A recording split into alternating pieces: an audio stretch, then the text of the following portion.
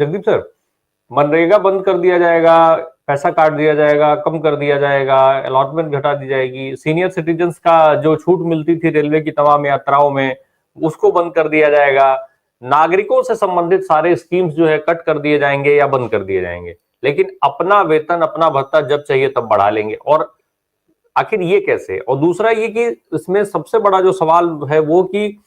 कोई भी राजनीतिक दल इसके विरोध में खड़ा क्यों नहीं होता है? क्यों उसको उस समय पर जब अपने वेतन भत्तों की बात आती है तो ये नहीं दिखता है कि जनता किस कदर परेशान है या उसके ऊपर क्या बीत रही है, वो कैसे महंगाई की मार सह रहा है? राय साहब, आज स्थितियां देश में जिस प्रकार की हैं,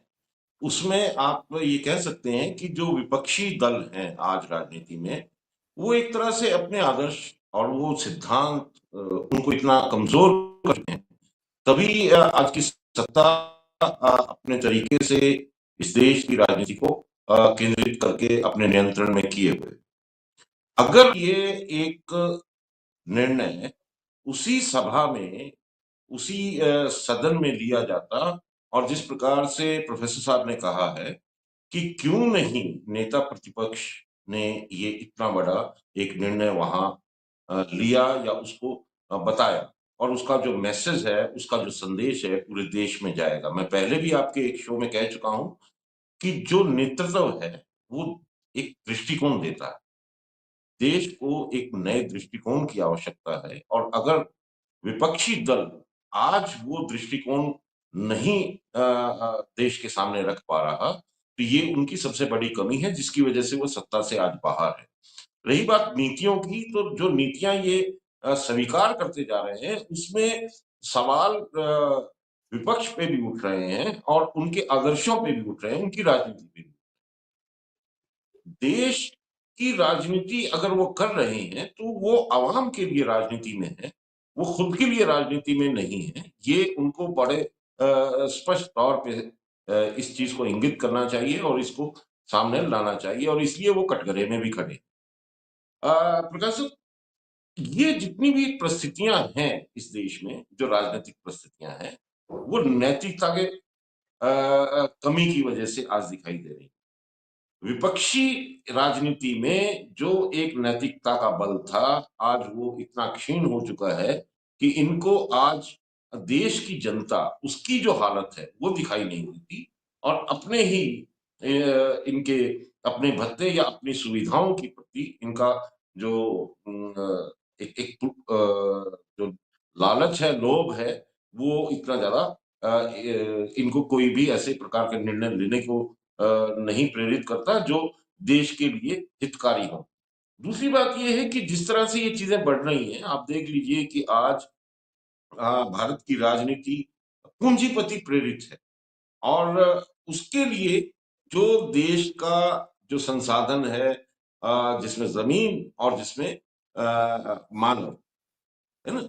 ह्यूमन रिसोर्स, उनके लिए कोई ज्यादा विशेष महत्व नहीं रह गया। और इसीलिए ये जो विपक्षी राजनीति है, ये जो समाजवादी राजनीति है, ये जो वामपंथी राजनीति है, आज वो हाशिए पे है।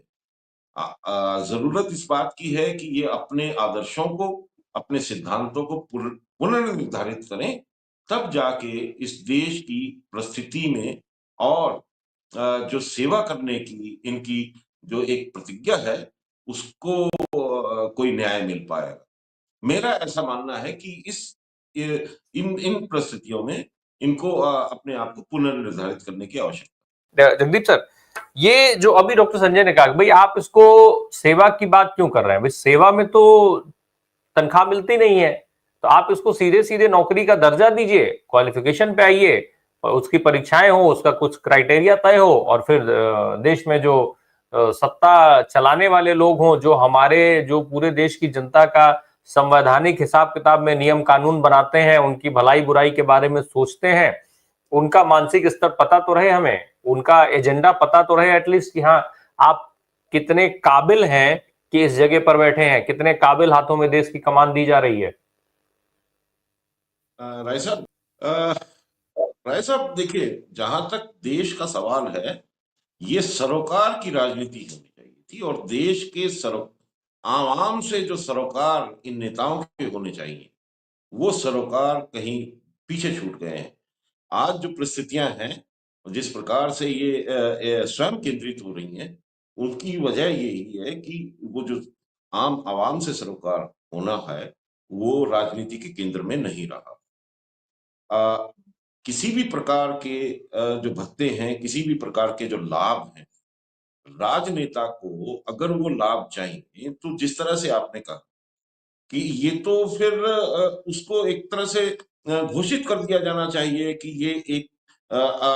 नया एक प्रोफेशन है, एक उनका अ, उसकी क्वालिफिकेशन भी तय होनी चाहिए, उसकी उसकी जो योग्यताएँ हैं, उसके जो मानदंड हैं, वो भी तय होने चाहिए। जहाँ लोकतंत्र का सवाल आता है और जहाँ आम आवाम के लिए अगर आप प्रतिनिधित्व करना चाहते हैं, तो ये एक स्वैच्छिक प्रक्रिया है। अगर आपको ये करना ही है, तो ये आपकी अपनी स्वेच्छा है। इसमें आप फिर कल को इस अधिकार की बात कैसे कर सकते हैं कि ये हमारे लिए इतने भत्ते होने ही चाहिए। जो स्वेच्छा से आप योगदान करना चाहते हैं समाज के लिए, समाज के वर्गों के लिए जिनका आप प्रतिनिधित्व करना चाहते हैं, तो वहां आप अधिकार की मांग कैसे कर सकते हैं? मूल सवाल ये है। और अगर आप अधिकार की मांग कर रहे हैं तो फिर उसको उसी श्रेणी में ले आना चाहिए जहां इसको एक प्रोफेशन के तौर पे